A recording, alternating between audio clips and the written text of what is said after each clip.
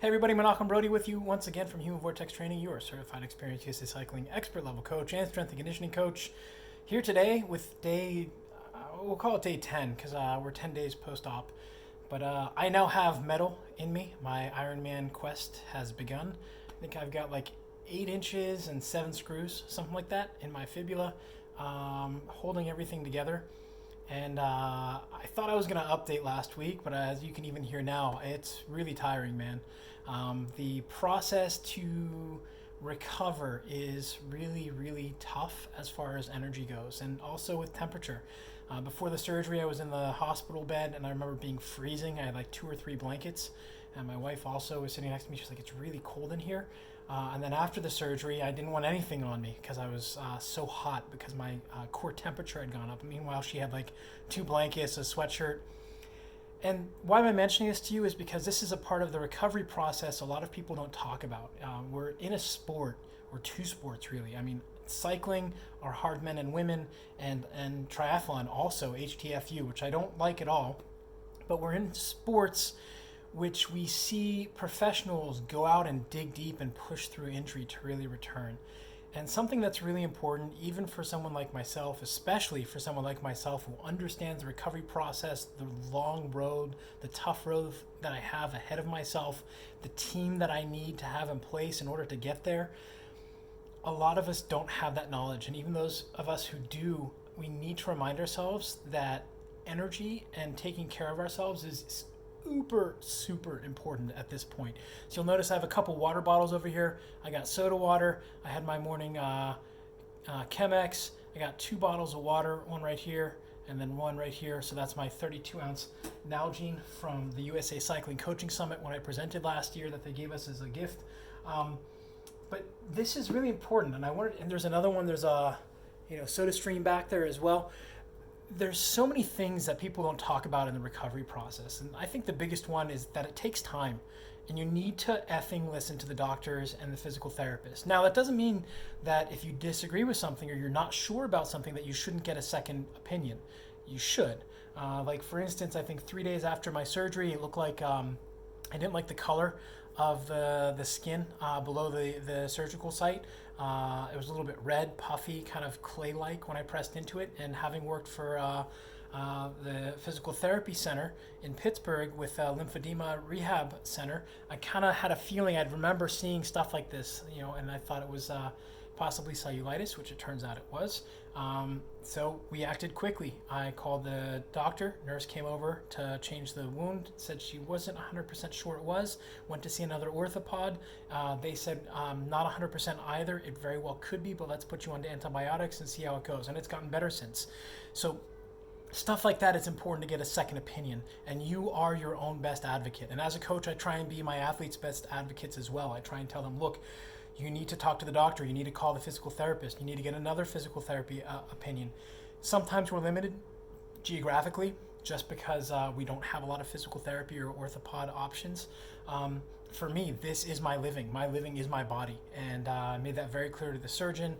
We did the best we could looking for a surgeon, which, would I have liked to have had more time and gotten more opinions? Yes. But with the type of break I had, the longer you let it go after the accident, the worse the outcome can be, potentially. So every day that I waited for surgery was going to be even worse. So they actually got me in 3 days early, came in, took the cast off, did the surgery that afternoon. And the doctor was wonderful. I mean, bedside manner was great. He listened to me. He communicated with me at the level that I could understand, and also told me when I was trying to be too complex. He said, look, you're a patient now. You need to just get into that role. We can have conversations, but you need to be the patient. And that's hard for us as cyclists and triathletes. I know people who have had similar breaks to this who are like, oh yeah, I already put weight on it. I'm like, why would you do that? You're 2 weeks out. You're going to put yourself off. They're like, no, it's, so-and-so got back on the trainer 3 days after. It's not weight bearing. It may not be it may be non-weight bearing, but getting in and out of the clips and doing all that other stuff, the risk is not worth the benefit for you. It's not. There is a time to decondition. There is a time to detrain. This is it. Now, on the other hand, it means eating really clean. So I try and go through about 4 to 5 liters of water at least a day. I am having about a liter of coffee throughout the day, throughout the morning, 3 cups of coffee, 12, 24, 36, about a liter or so. So that may not be the healthiest. That's just kind of where I'm at. And I nap. I take small naps throughout the day, and it kills me because I feel lazy. Like, I'm used to being up at 6:30, 7:30 in the morning and running and going and coming home at like 7 o'clock, 8 o'clock at night, and then sitting down and doing some training programs and then coming up with some content, doing podcasts, which if you've noticed, we haven't had anything for 2 weeks now. Obviously, we'll get back to it here shortly. But there's a lot of stuff that you need to take a break from. Yes, we're cyclists and triathletes, especially those who are being paid as a professional. If you don't have a great team around you, you are your best advocate. So if the team's just telling you, hey, you need to get back quickly, you need to think long term, man. Like, I'm not just thinking now. When I asked the surgeon, I was like, well, what are my long-term outcomes of arthritis for the ankle? Am I going to be able to jump and express power? Because that's very important for my job, not just on the bike, but also in Olympic weightlifting. And he said, chances are, because of the health you came in with this, the chances are fairly likely, but I need to see what the damage is like when I go inside. And afterward, good news coming back. But at the same time, you can see, like, I've lost a good bit amount of my my muscle mass. I mean, it's really gone down. Now, the good thing is I got some pretty good range of motion. I've been working on that, as the physical therapist said. We had a good repeat today, or a good session today, so you can kind of see I'm doing a little bit better with that. But it takes time, and that's one of the things that I want to point out to you guys here is there are things you cannot rush. Just like people come in to March in the Northeast, they're like, oh, I'm going to get in killer shape and give me the hardest workout plan you can. I'm going to kill myself on the outside or on the trainer for 4 weeks. It doesn't work like that, man. Like, it doesn't. And I guess the big 3 take-homes for today is going to be, at this point of the process, it's really been important for me to lay low. Like, just making this video is taking a lot of energy. I can feel my energy just dropping, or, it's a short video, relatively short for me, at least. But you need to take naps. You need to fuel yourself well, and you need to sleep at night. Now, I don't usually like doing this, but, the doctor gave me sleeping pills in case I couldn't sleep through the night. I avoided it for the first week and a half. I was sleeping in 4-hour spurts pretty much throughout the whole day.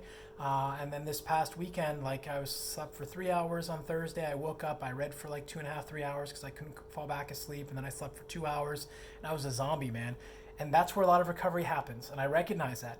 So I wound up taking one of the sleeping pills. And guess what? I slept 8 hours. The next morning, the foot looked the best it's looked all week. So you got to remember that. So number 1 is slow yourself down. It's okay to nap, to go low energy, to sleep, to let things go, let other people handle things, delegate as best as you can. Number 2 is nutrition. It's got to be clean. Pretty much every morning I'm having between 3 and 4 servings of fresh vegetables. My wife and friends have been nice enough to stop by and cut them up for me, or to wash them, and to help me out with that. When they're not here, I just take like 3 or 4 cucumbers and a carrot and just eat them whole. But your nutrition needs to be super clean during this time period. So not going to say that I haven't had like a couple chocolate chip cookies here and there, or some dark chocolate. I have, but it's been greatly limited and muted. And the third thing is, you've got to be okay slowing down. And I think I said that as number 1, but that's how important it is. So that rest is important, but also is slowing down. So that's it for today. I will update you guys again, hopefully the middle of this week. But the physical therapy exercises I've done 2 or 3 times a day, as the PT recommended. The toe pumps and small things that I'm allowed to do every hour when I'm awake, I do them. But other than that, foot's up on elevation. Right now it's a little bit low because I had just come back from getting some water. You can see I'm a little unkempt here. So, sponge bath every other day, trying to keep the room cool. I know that might be too much information for you guys, but personal cleanliness is important. But it's not good for me to stand up on the foot and shave here. So maybe the next time I meet you guys, I'll get a chair in the bathroom or something to shave. But there's just times to let it go, man. And this is one of them. So that's it for today. Write me your comments. We had Kristen had a great comment and a lot of her own personal experience on the last video, which made me very happy. And that's what this channel is here for. Like and comment down below. Let me know, have you gone through an injury? What things did you learn, or what things did you find really sped your recovery up and helped you to be able to do better? That's it for today. Until next time, train smarter, not harder, because it is all about you. I'm going to go back and read a little bit more Kindle and then take another nap. See you guys next time. Ciao, ciao.